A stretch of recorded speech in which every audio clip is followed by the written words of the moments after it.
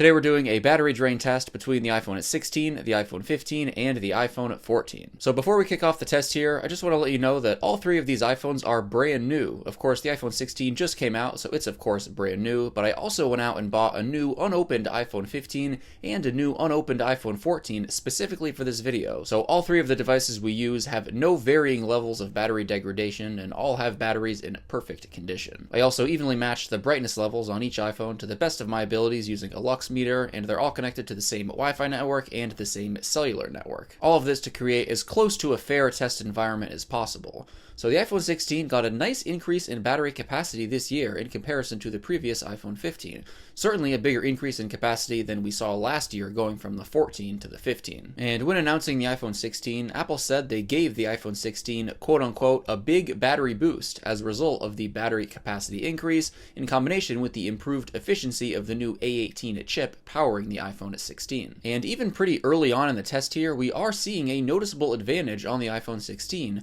while the margin of difference between the iPhone 15 and iPhone 14 remains pretty negligible. And guys, just a quick disclaimer, of course, it should go without saying that battery performance is very subjective by nature. When viewing the results of tests like this, you should keep in mind that battery performance entirely depends on how you use your device and a host of other factors like the temperature of where you are, cell signal strength, background processes, and many more variables.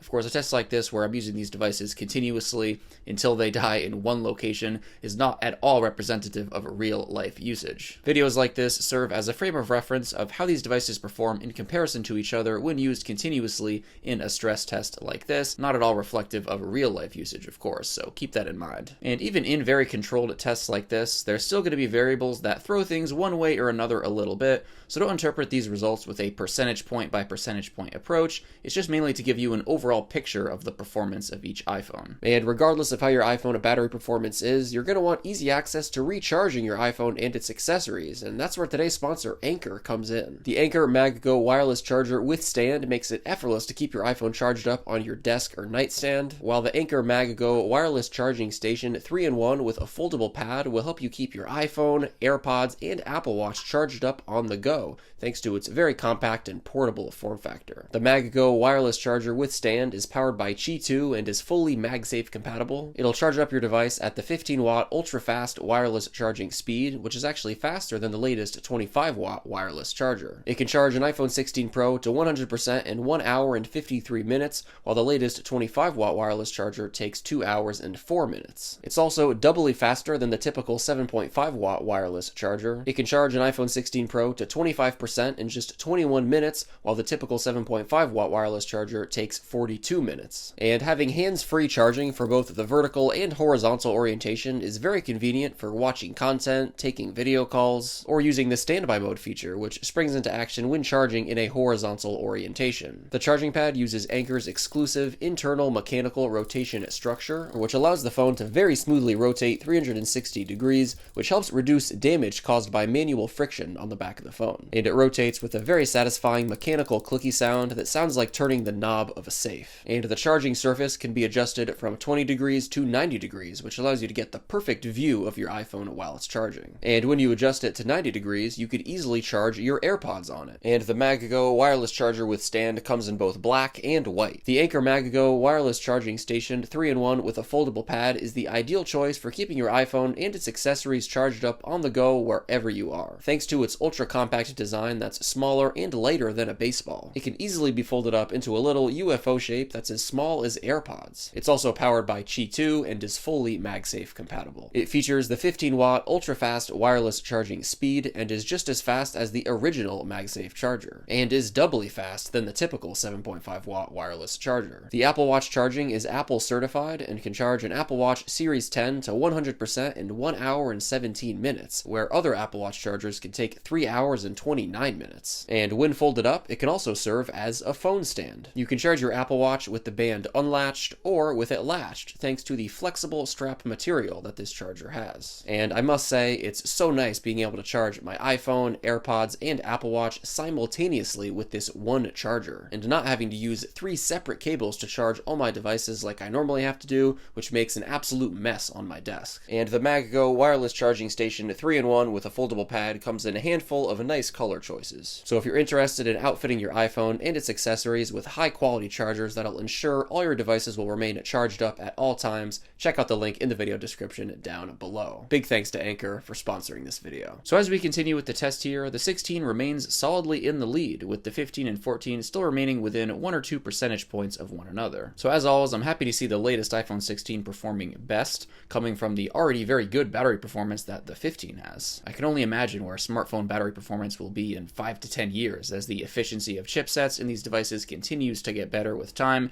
and as more battery capacity is able to be packed into these devices. And at 10 hours and 48 minutes into the test, the iPhone 14 dies.